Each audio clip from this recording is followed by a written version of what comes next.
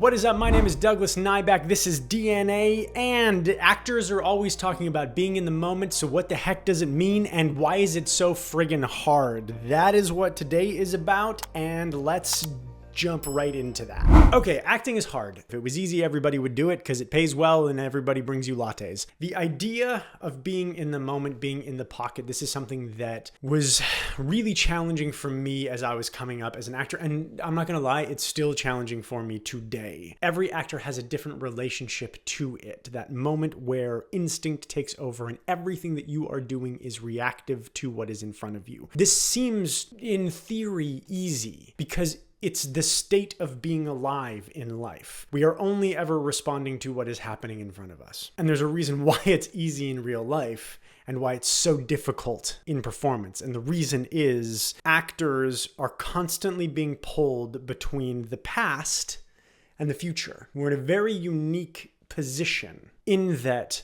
the work we do in creating backstory. So let's talk about the past first. Creating backstory. This is a foundational concept for performers. We need to know who our characters are. We need to know who we are, how we interact with the world, how the world interacts with us. We need to know what kind of person interacts with the world that way and has the world interact with them that way. And we need to know who we are within the story, right? That traditionally means creating a past for a character. The problem with backstory is that just like a human being who can't get out of their past, who is constantly reliving past failures, past successes, is living in the past, is that high school athlete that when they're 45, they're drinking beer with their friends being like, back when I was but 16, I was the high school champion. They never move into the present because they're only ever living back there. Actors do this all the time. It can be, I'm trying to make all of these things that I've defined for my character play in the moment, or it can be, we're getting ready for a take and I'm going through my moment before. What just happened? Action. Oh shit. It puts us behind the gun when action is called, if a scene is a race, right? The gun goes off, all the other sprinters are moving, and you're caught in preparation still. The past is inherently behind where we need to be. I find actors get really hyper focused on it, and it keeps them out of the moment. And this is especially true in self-tapes, because in a self-tape, this is just you alone in a room. You can live in the existential dread of the past. You can live in what just happened, and you can actively be trying to bring that into showing the audience, casting, all of these things that you built, and it can become paralyzing. It essentially puts you into a place of inaction, and that's a really bad place to be when action gets called. So we build our homework, we build all of that out because we want to free ourselves up to respond on instinct in a moment. I create character backstory, I create homework for the purpose of being able to trust when action gets called that everything that I'm going to do in this moment is going to be true to the character, not just true to me, Doug, right? I'm obviously like who I am intrinsically is going to be a part of it, but if I'm playing Batman, both my parents are still alive, right? Neither of them were murdered in Crime Alley in front of me. So I need that backstory to motivate my behavior in the moment, but backstory is there to free you, to inspire you, to create fuel that you can burn in the moment so that you as the actor can trust that anything you think and feel, even if it surprises you, even if it isn't what you thought was going to happen, is true. That's the purpose of backstory. It's not to keep you anchored. It's not to put you behind the present. It's to fill you with confidence that you may champion your instincts. That is the purpose of the past as we create it as performers. Then we're presented with the problem of the future. Actors are gods. Who else knows what's going to happen next? Look, improv isn't easy, but at least in improv, you don't know what's going to happen next. As soon as you enter into a scripted medium, you know exactly what's going to happen. Imagine you wake up in the morning and you know every single event that's going to happen. You know what every single human you interact with in that day is going to say to you, and you know what you're going to say back. How difficult would it be to exist as though you don't have that knowledge. It's paralyzing to think about. For me, it's paralyzing. I'm like, oh gosh, that's bonkers. The future paralyzes. If somebody came up to you and was like, this is the day you're going to die and this is how you're going to die, your entire life would be fucked. The experience of your life would be ruined. That's what it is to know the whole script. And of course, that's going to pull you out of the moment. The past pulls you, the future pulls you. This is the curse of knowing what comes next. How do we, when being pulled between two masters, find the moment, the pocket, the now? Because everything needs to collapse into the present. That's where truly good acting exists. Hey, what's up? Doug from the future here. I am just finished filming an episode of the podcast. Make sure you check out our podcast on Spotify, Apple Podcasts, and YouTube, wherever your podcasts are found. And I was talking about the concept of collapsing into the moment. And I didn't speak to one of the things that makes that so difficult. Your body doesn't want to do it. Your body doesn't want to live in the moment. The reason why is because evolutionarily, the only reason for truly living in the moment, not thinking about the future or thinking about the past, is because like a bear just came across your path and you are about to die. So as an actor, no wonder we don't want to live in that moment. No wonder it's so easy to get pulled into our backstory or pulled into our understanding of the future, i.e. we know what's coming next in the script. Those places are safer to live for your body. So much about being an actor is the sports psychology around teaching yourself, teaching your nervous system that to live in the moment on camera, in performance,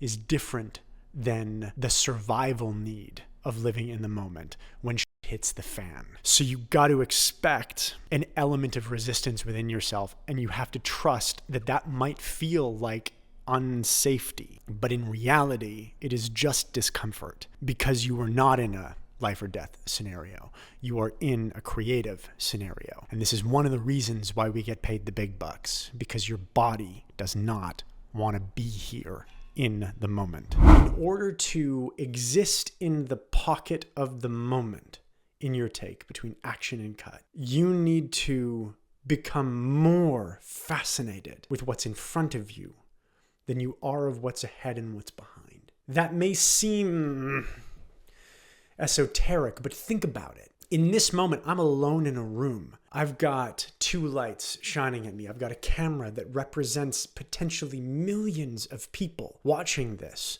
With any luck, if the channel grows, please like and subscribe. And I have information that I know people can use to get better. I know that in my past, I have struggled tremendously with these concepts. I got so caught up in my own head that I hated acting for periods of time because I was so trapped in trying to get it right, do it right, be in the pocket, and hyper intellectualizing it. It made acting a miserable process for me for years. And I know that in the future there are thousands of people who have seen this video and this has helped, and that's super important to me, and I've helped bring abundance to them. The only way that I can bring that into the future is to be more interested in communicating these ideas here with you, to be so fascinated with this concept, this idea here with you, that nothing that was or is going to be could possibly be that interesting.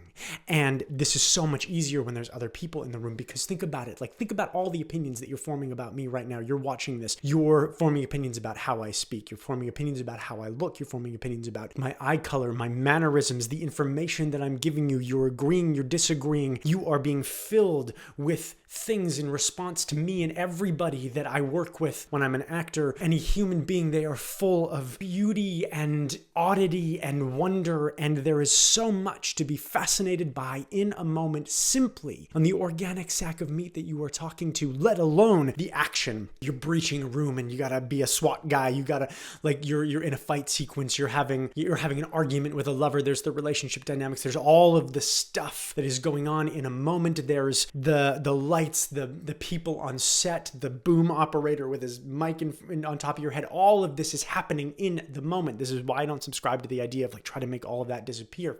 that. Embrace it. It's all happening at once. It's all part of this moment. Waste no energy trying to make any of it go away. Invest all of your energy in being the most interested in doing what you're doing with the person in front of you in their entirety and the world in its entirety, because it is infinitely interesting. It is so much more interesting than what was. Boring, I know that story. It's so much more interesting than what could be, the future. Boring, that's scripted. You know what isn't scripted? How this person is going to respond to me, how I am going to respond to them, how they are going to make me feel, how I am going to make them feel, and the loop that happens. I feel this causes you to feel this, causes me to feel this. We are in each other's thrall. There are 5 senses. What do they feel like if there's physical connection in the scene? What do they smell like as we get close to each other and I breathe them in? What do they look like? How does their voice sound? There is so much at play here. And if you're anything like me, I forget that all the time because I'm like, I gotta get my lines right. I gotta do this right. I gotta all these things. But the moment isn't something to strive for. The moment is something to become addicted to.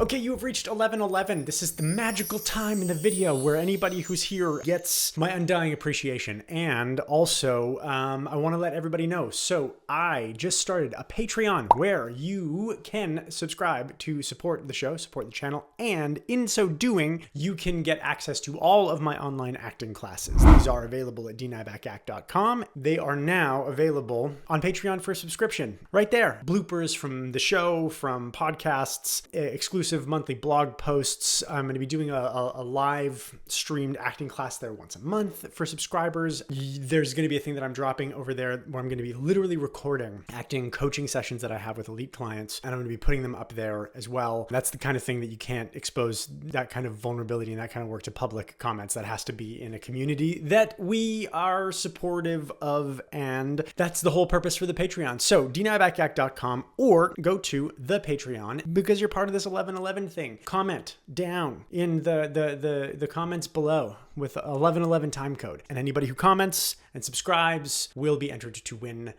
the entire Foundations program for free. And the winner of last week's giveaway is...